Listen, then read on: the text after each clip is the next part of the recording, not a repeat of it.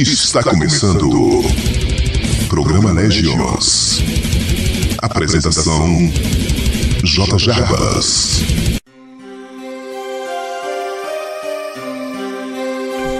Estou em uma sala de cirurgia.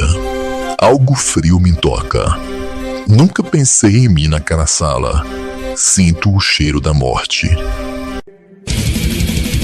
Essa é uma letra da nossa convidada de hoje, Oligarquia. Legions Web Rádio.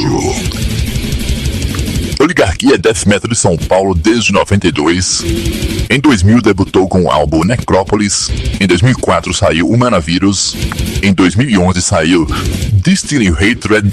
E em 2020 saiu Monopoly of Violence. Bem-vindos, Oligarquia, ao Legions of Death. Se é para ser, que seja do mal. Se é para ouvir, que seja metal. Legions of Death. Entrevistas, dicas, um papo sobre o som que consome sua vida. Legions. Toda semana.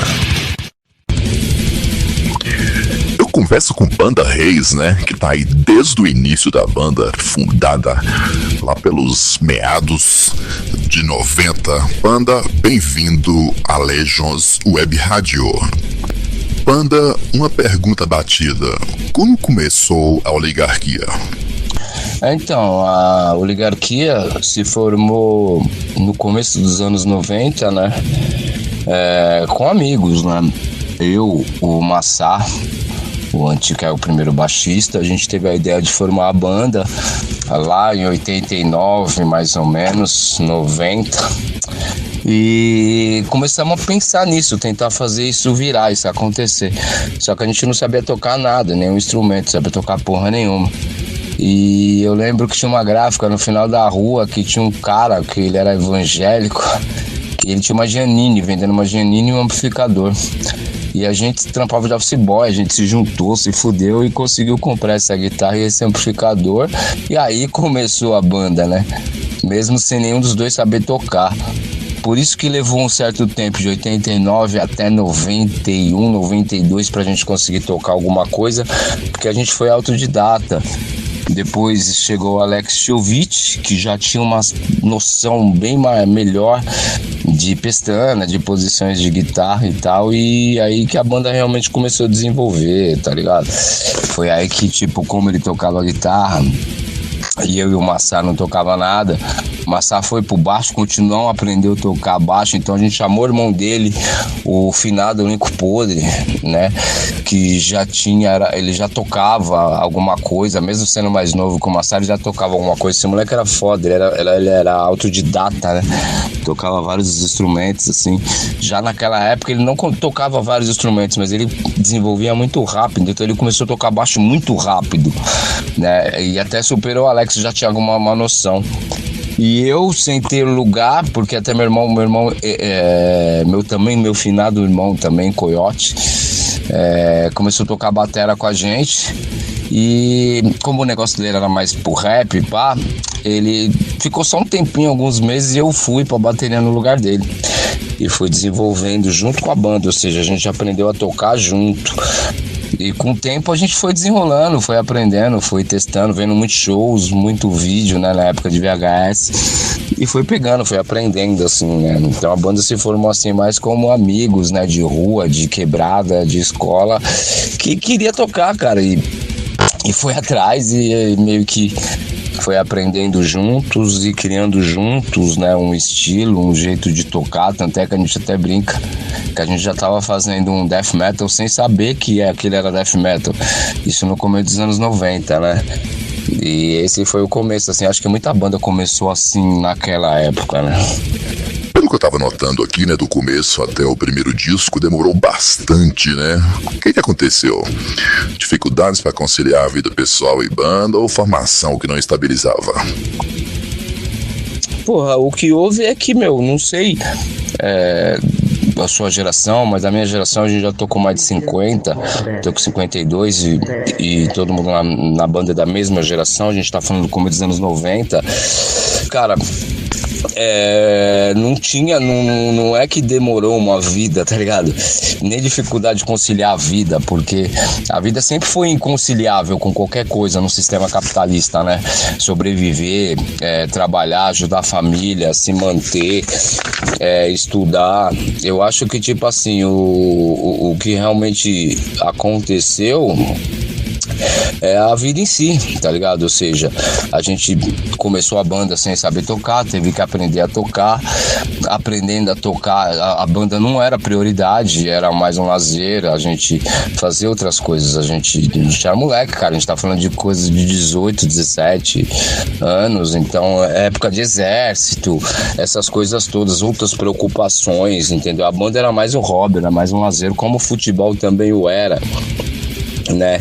E eu acho que para lançar da formação da banda lá no início dos anos 90, 92, até o primeiro disco que foi 2000, foram só 8 anos. E naquela época, ninguém dessa geração sabe muito bem que era assim que as coisas aconteciam. Das 15 bandas que a gente conhecia assim nessa época, eu acho que uma gravou um disco. Era muito difícil, cara, não é igual era hoje, não é igual é hoje, né, que você lança, cara, tem estúdio de tudo quanto é lugar, estúdio era caríssimo, instrumento era caríssimo, era só instrumento importado, então ter uma banda não era uma coisa fácil, lançar um disco era uma coisa muito mais difícil ainda, tanto é que a demo veio em 98, a segunda demo, né, que foi a mais bem produzidinha, foi em 98, com essa demo a gente conseguiu o contrato com a Destroyer Records, ou seja, era necessário ter uma gravadora para você poder lançar um disco. É inviável você lançar um disco de uma outra forma, por isso essa demora, tá ligado? Se você pegar todas essas bandas dessa época, as bandas demoravam muito para lançar um disco, desde a sua formação até o debut. Era uma outra época, era um outro período, era uma outra condição monetária, era uma outra visão de mundo também, né? E as dificuldades de vida pessoal sempre existem disso até hoje, né? Tá ligado? E a formação desse negócio de estabilizar, isso não quer dizer muita coisa para uma banda lançar um disco, tá ligado? Até porque a banda se estabilizou muito tempo depois. A gente sempre teve dificuldades com formações justamente por essa dificuldade de sobreviver na periferia. Nós somos uma banda de periferia e tinham outras coisas na frente da banda, sobreviver, né? Então por isso também mudou muito a formação. Mas eu não diria que não foi isso que levou essa demora, né, até lançar o debut, o primeiro disco. E ao mesmo tempo é até engraçado que se você for olhar depois, a gente demora bastante para lançar de um lançamento para o outro. Eu acho que é meio o DNA da banda mesmo, assim, a gente não tem muita pressa também de lançar material, saca? A temática da banda é bem pessimista, né? Pra vocês, essa vaca já foi pro brejo? Cara, eu não vejo o que a gente tem uma temática pessimista, não. Eu acredito que nós somos muito realistas. Basta ver a convulsão que o mundo sempre esteve, basta ver as condições do mundo, como ele sempre esteve condicionado. Eu acho que a gente é muito realista, a gente fala muito a real, a gente fala muito a verdade de uma forma contundente, talvez com os olhos um pouco anticapitalista, talvez com um olhar um pouco diferente, né, daquela premissa que tudo vai dar certo, que tudo está caminhando evolutivamente, né, para o melhor. Eu acho que a gente ainda está naquela base, no rasteiro de ainda as diferenças, tanto sociais quanto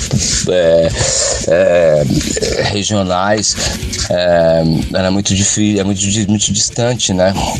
Então, se você olhar para a Europa, você vê a guerra entre a Ucrânia e a Rússia. Se você olhar para o Oriente Médio, você vê o massacre, o genocídio de Israel contra o povo palestino. Se você olhar para a África, você vê o estrago que a Europa fez e a luta desses povos para poder ter uma soberania, poder começar novamente do zero, sem a interferência europeia.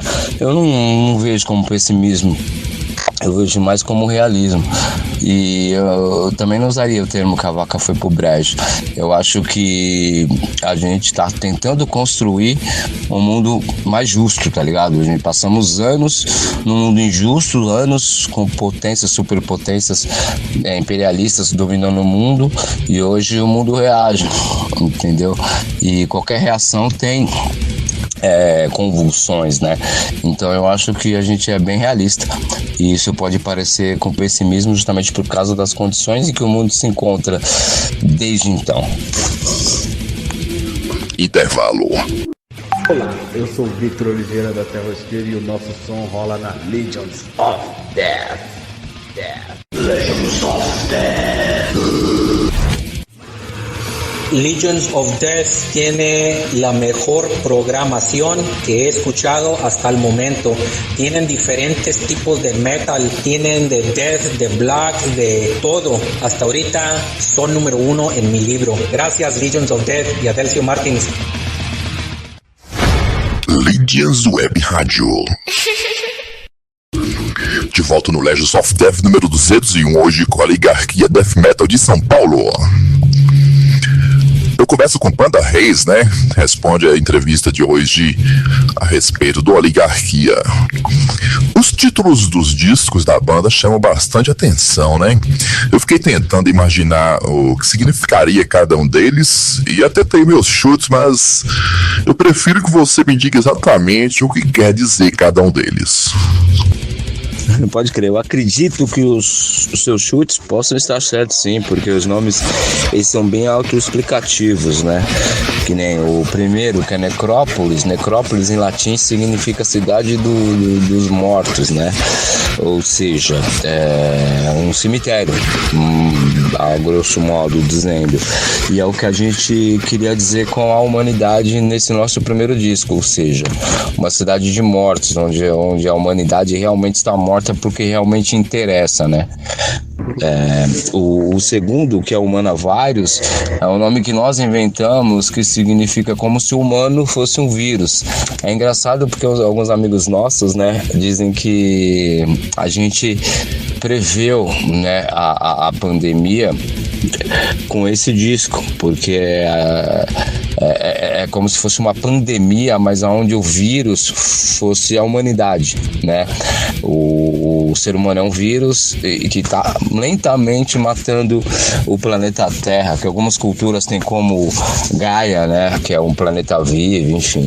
Mas o nosso conceito não foi para esse lado de Gaia, mas sim um conceito mais apocalíptico mesmo da humanidade ser um vírus em que está lentamente matando o nosso planeta, né? Distillant of Hatred, que o nome já diz, né? Destilando ódio, que é o que a humanidade faz desde quando ela se tornou, entre aspas, civilizatória, né? Ela destila o ódio e o ódio vai ficando cada vez maior e vai transpassando entre as pessoas, entre a sociedade, entre os países, e infelizmente vai se potencializando esse ódio, é o que vemos, né? Eu gosto muito desse nome, e a capa desse disco para mim é a melhor capa de todos que nós lançamos até então. Depois vem Monopoly of Violence, que é o monopólio da violência, em que também é uma premissa da humanidade, ou seja, o sistema, né, eles detêm o monopólio de tudo. Isso inclui a violência, seja a violência física, seja a violência intelectual, seja a violência cultural, seja a violência ideológica. O monopólio da violência está com o sistema, está com os grandes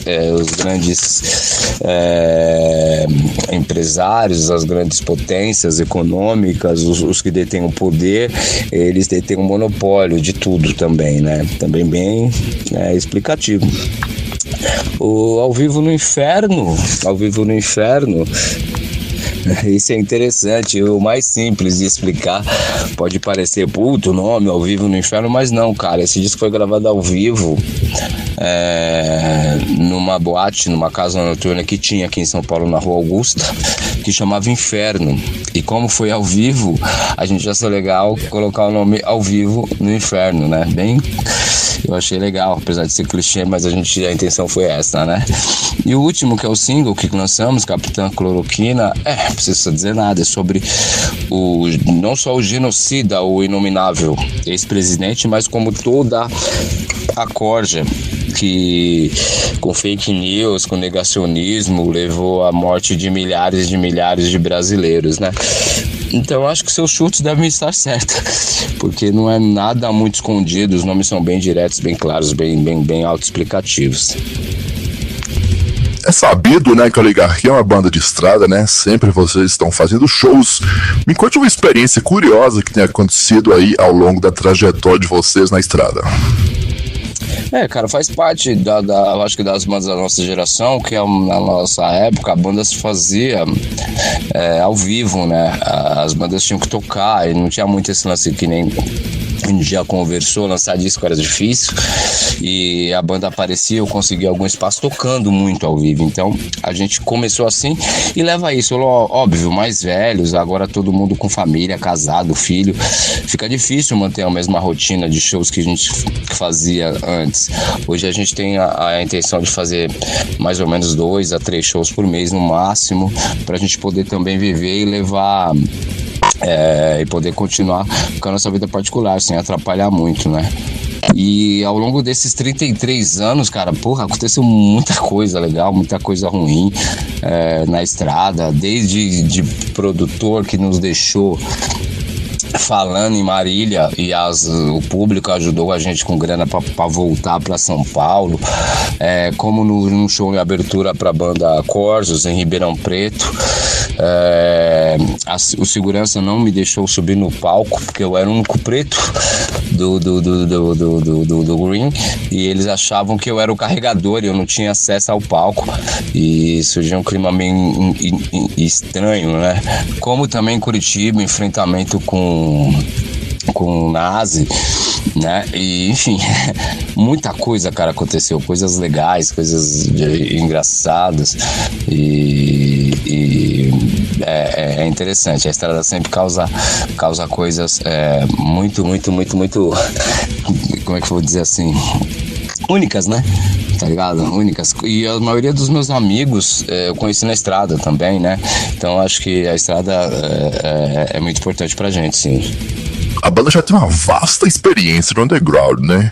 Hoje em dia vocês já produzem seus próprios discos? Sim. A gente já toma conta da produção, né, dos discos do Oligarquia, desde o Distant of the Hatred, em que a banda se juntou e produziu. Tinha um engenheiro de som, um engenheiro de mesa muito competente que captou as gravações, né, o track, e a gente foi produzindo. Até que a gente teve muito problema nesse disco aí com a produção, porque a gente tentou mixar e masterizar no mesmo estúdio, mas o cara não falava a mesma língua que a gente.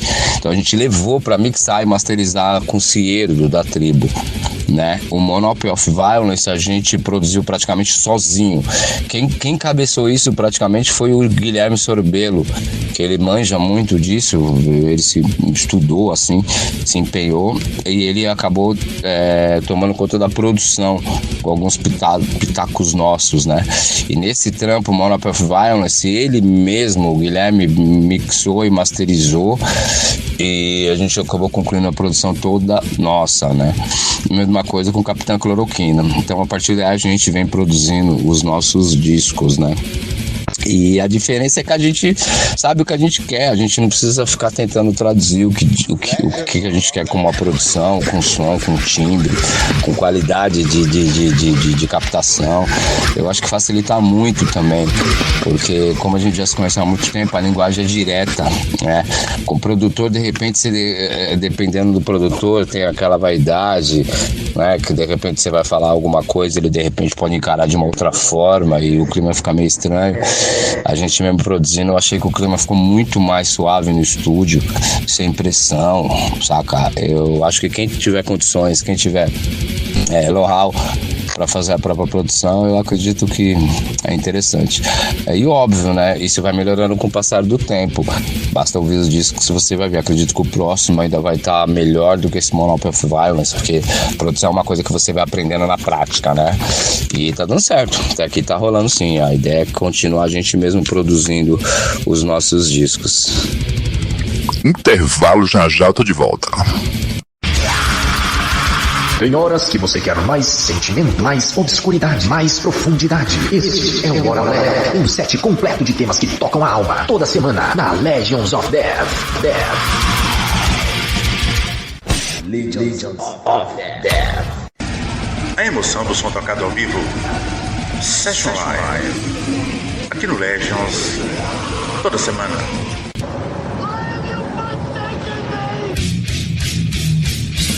Assombrosamente rápido, panorosamente pesado, culturalmente grave. Sessões ao vivo, 1 hora, on Death Metal, diariamente, na Legions of Death. Rádio Legions of Death. Ponto costurado para o farpado, onde tripa virou corda e pele é metal. Para atrás, o som que veio das entranhas. Toda semana, aqui no Legends of Death. Rádio Legions.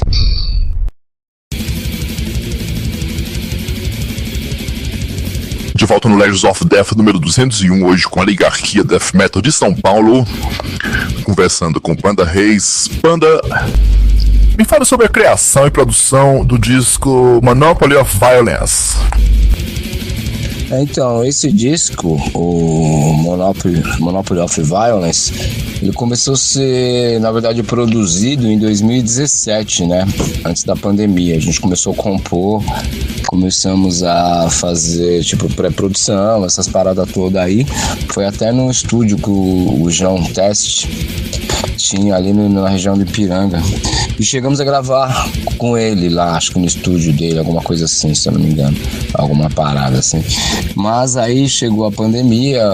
Não, vai um pouco antes da pandemia, acho que a gente chegou. Depois a gente pegou essa gravação, demos mais um trampinho e levamos pro estúdio Marimar, ali onde o Guilherme tem uma parceria na Zona Norte de São Paulo, e gravamos lá novamente. A gente gravou mesmo, na verdade, com o João tinha sido mais uma pré-produção mesmo.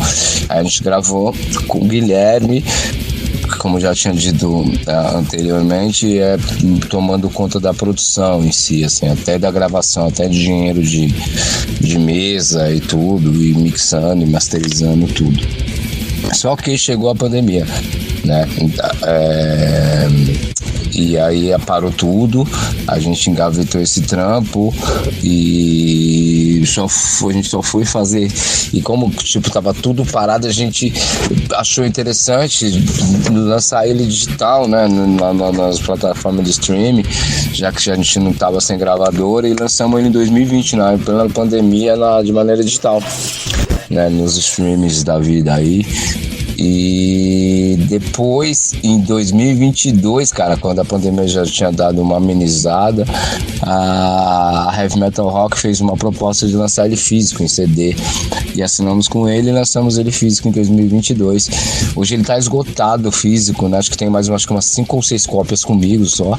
E já tá esgotado, mas foi um lance bem interessante, assim, de poder produzir esse disco. Infelizmente, teve todo esse lance da pandemia que acabou deixando a gente bem triste com tudo que rolou, com tudo que aconteceu, mas aí no fim mas conseguimos lançar ele nesse período, e graças a Heavy Metal Rock a gente lançou ele físico depois, em 22, né?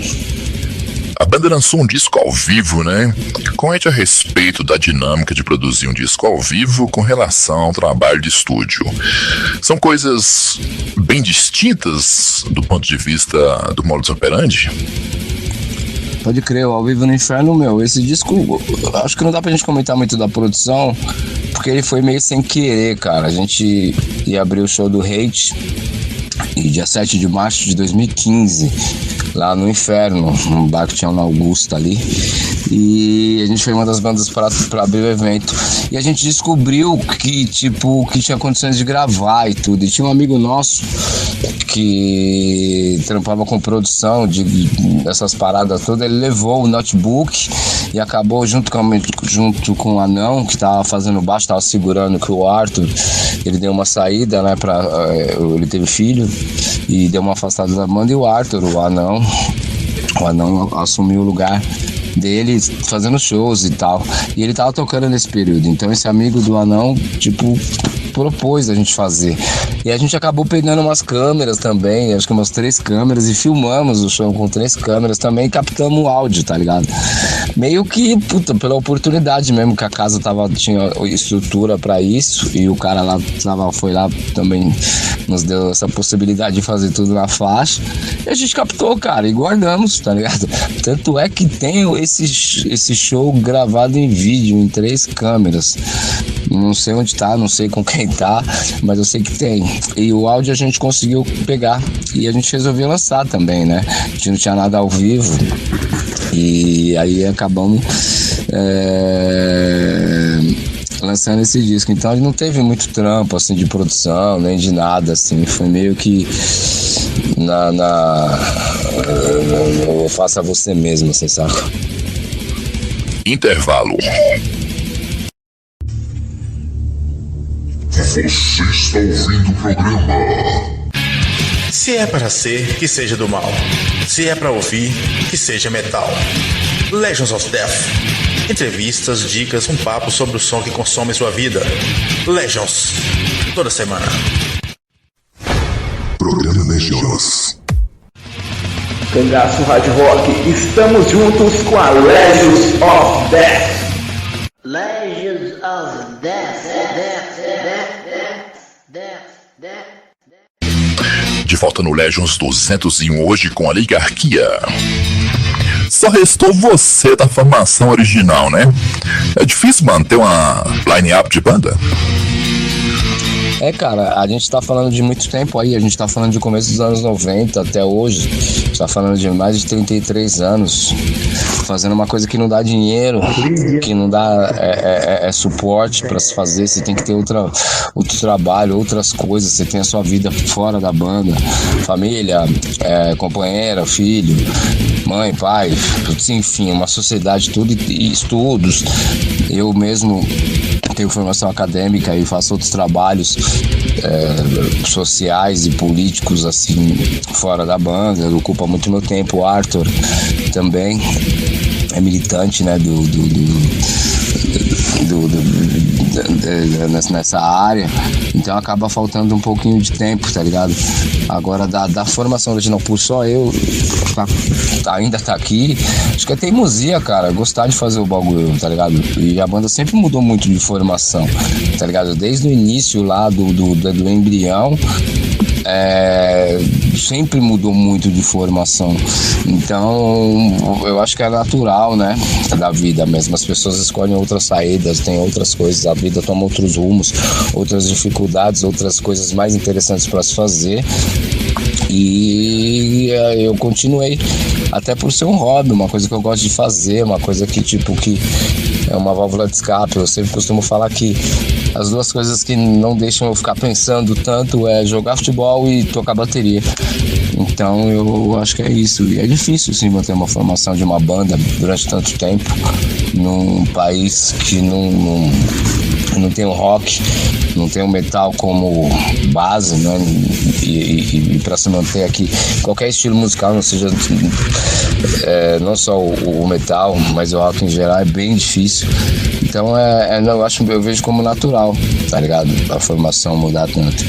O surpreendente é eu estar aqui aos 52 anos ainda fazendo death metal e sentindo o mesmo tesão que lá atrás, entendeu? Isso eu acho surpreendente, meu.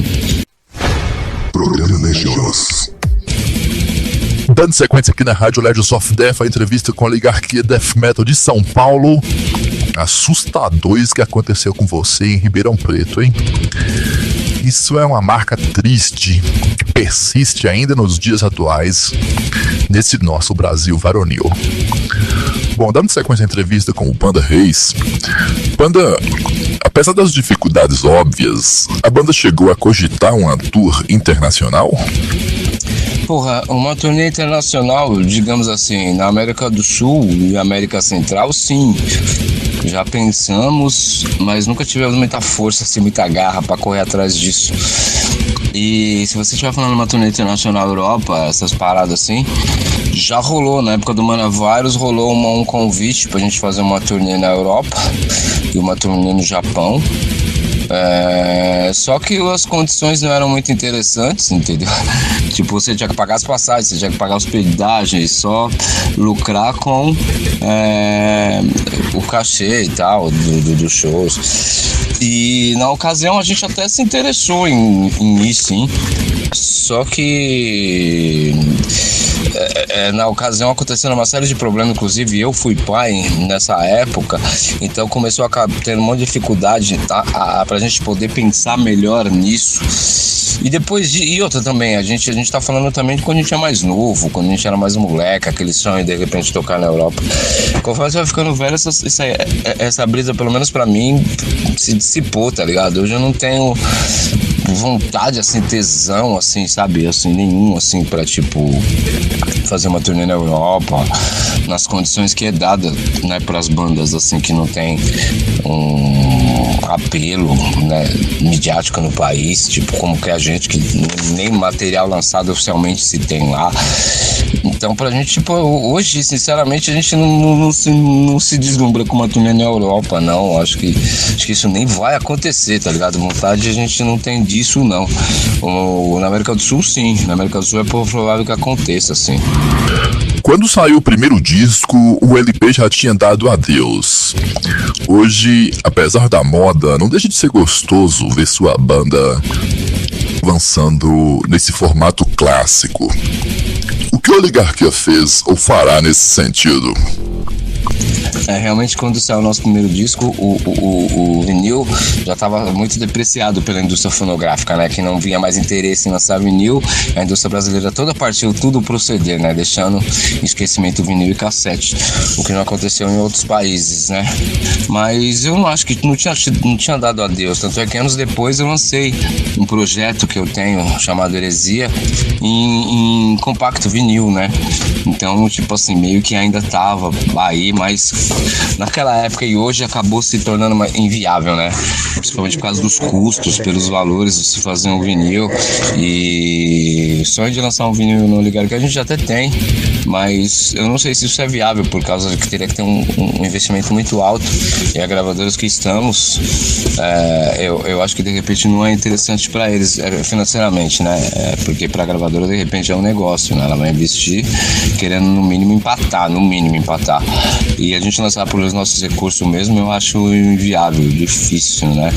Mas é interessante, eu acho muito legal, principalmente por causa das nossas capas que são detalhadas, o encarte que a gente teve sempre que se limitar para caber num CD e tal, mas quem sabe, né?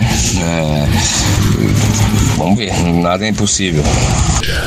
Oligarquia faz bem o som que eu adoro, né? Que é o death metal old school. Certa vez eu ouvi você dizendo que esse era o som definitivo da banda.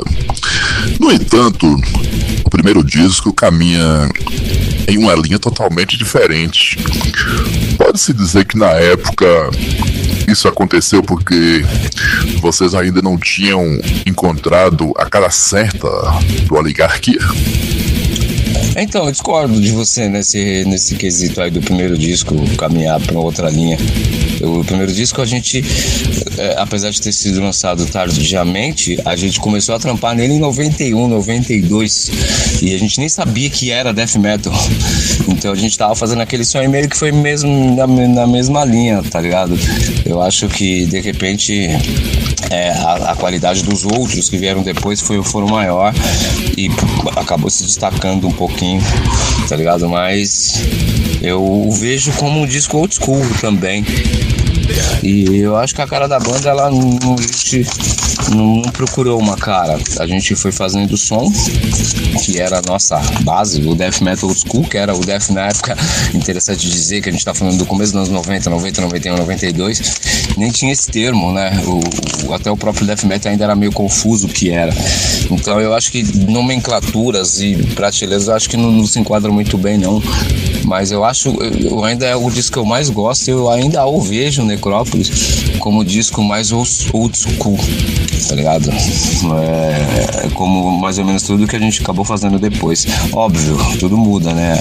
A gente muda como pessoa, como músico, e as coisas acabam se diferenciando de um disco pro outro, assim. Mas ao meu ver, eu vejo todo o material como um death metal old school, assim, que eles são mais de velho mesmo, assim, sabe?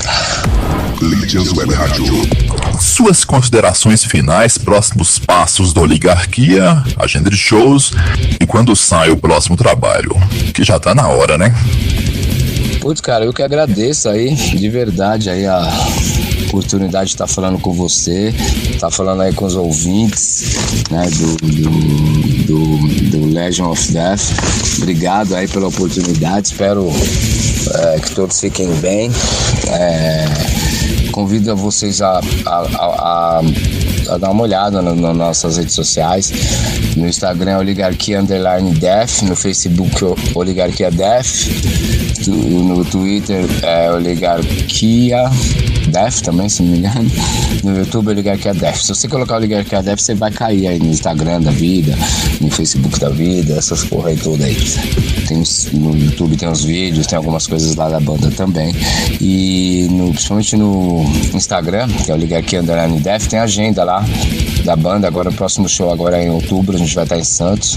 Depois a gente tem show até dezembro aí. E é isso. E estamos nesse momento compondo disco novo. Acho que já temos 4 ou 5 músicas já quase prontas, quase definidas. A gente quer fechar um disco mesmo, que a gente ainda não entrou, a gente não consegue entrar nessa nova onda de lançar singles, assim, só singles, né? A gente quer lançar um disco completo, manter a parada da banda. E é isso, estamos aí. E espero que todos fiquem bem e resistam para existir. Nos vemos em breve aí na estrada. Obrigado, até mais. Chega do fim da entrevista com os caras da Oligarquia aqui no Legions 201, falando com Panda Reis, que tá aí desde os primórdios dessa banda, que é uma lenda do death metal paulista. Panda, desde já, muito obrigado, você e demais membros do Oligarquia. Legions Web Rádio.